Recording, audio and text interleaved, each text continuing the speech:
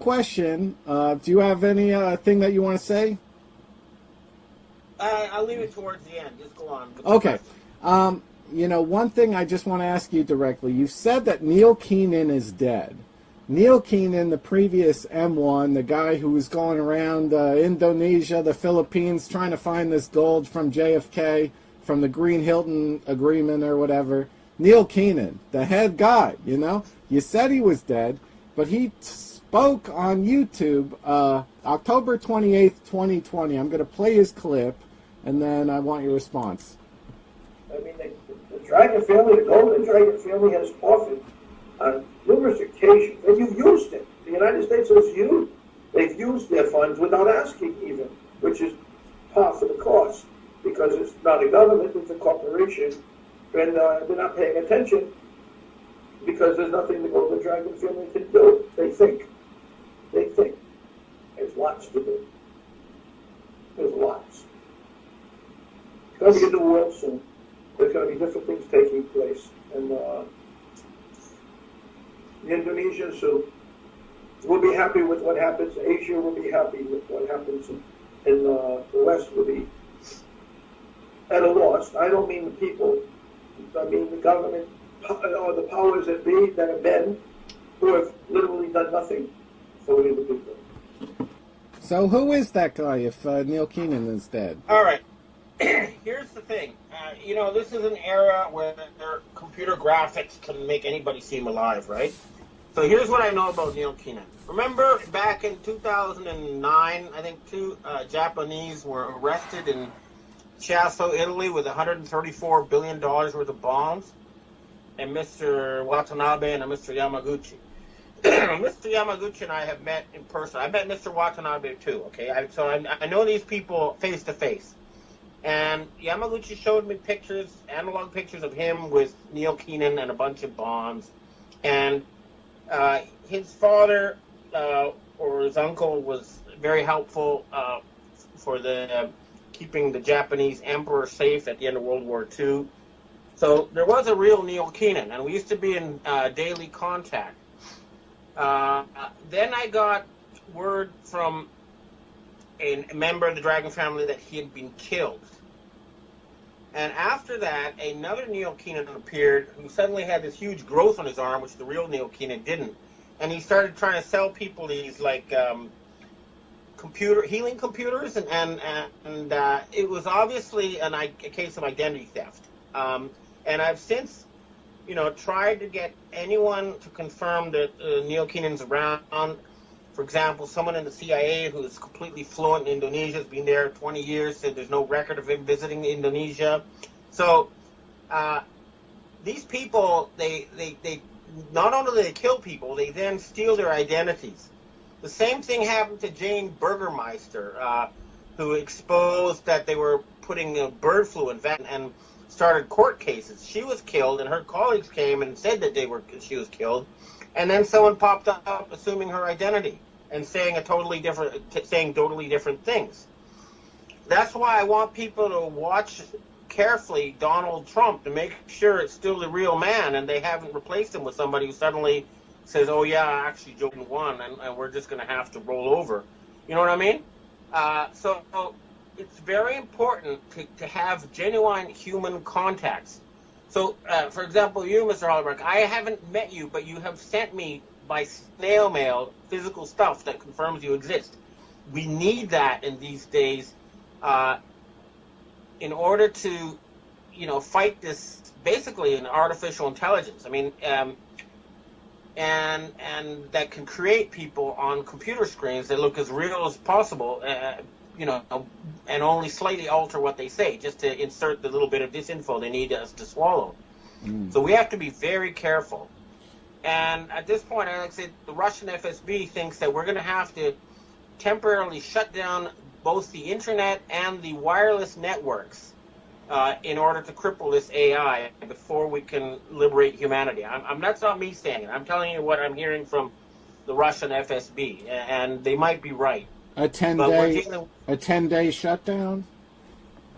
Something like that. So people can focus on what's real, their family, their pets, their local grocery store, and not some abstract battle on the internet between China and the U.S. or whatever. You know what I mean? It's get back to reality. We need that very badly right now.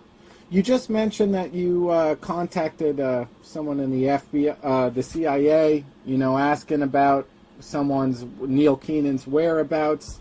Your language skills are unbelievable. I speak English. I was an exchange student to Germany. I trained it for 4 years. I barely speak German. You're very intelligent. A lot of people have said that you're some kind of CIA asset. You speak, 7 languages. What would you how would you respond to this? Well, first of all, okay, let me tell you about languages. Languages are like martial arts. You don't learn them by reading books.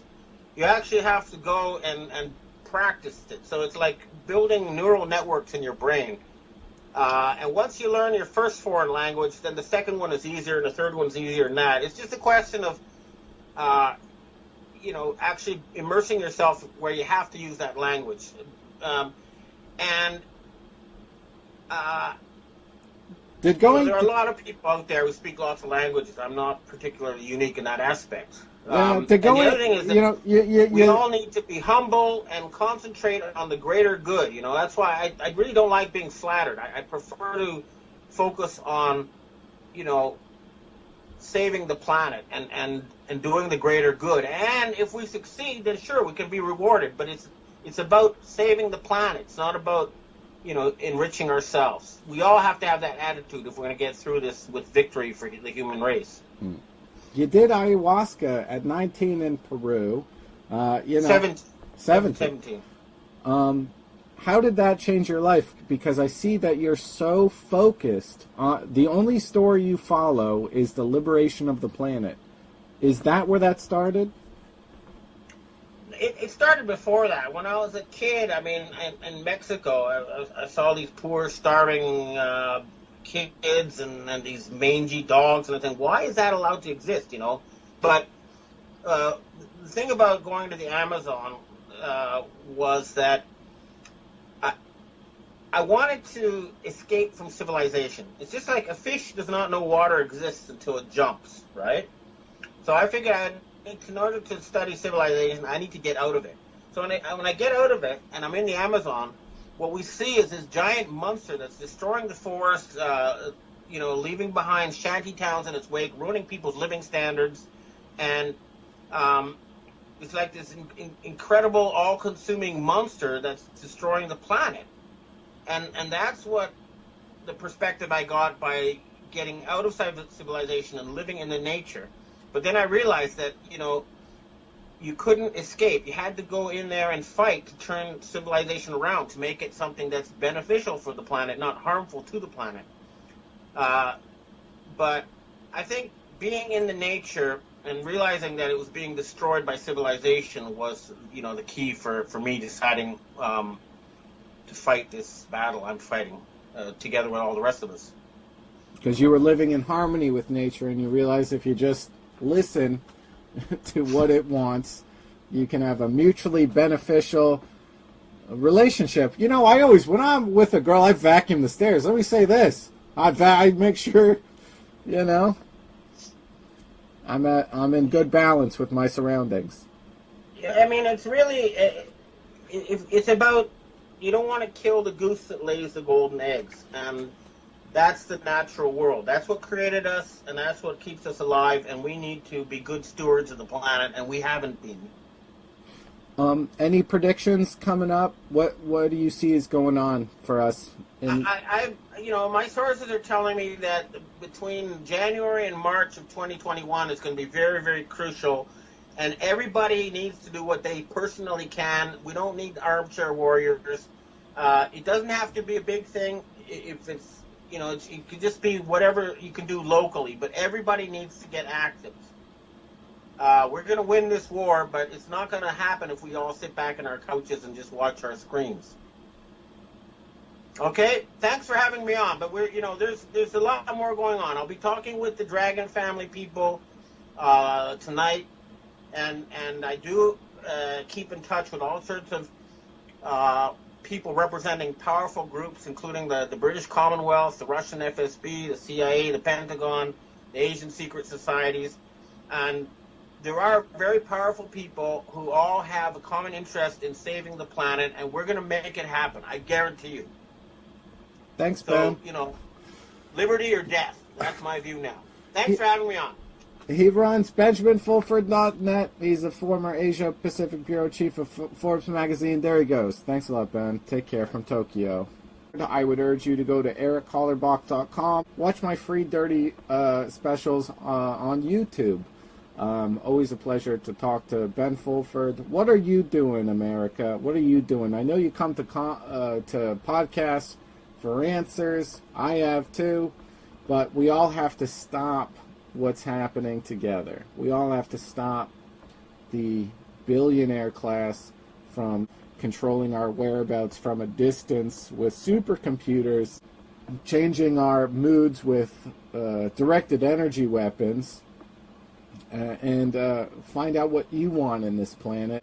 What you're after is not part of your will. If it's being implanted on you, you got to fight back.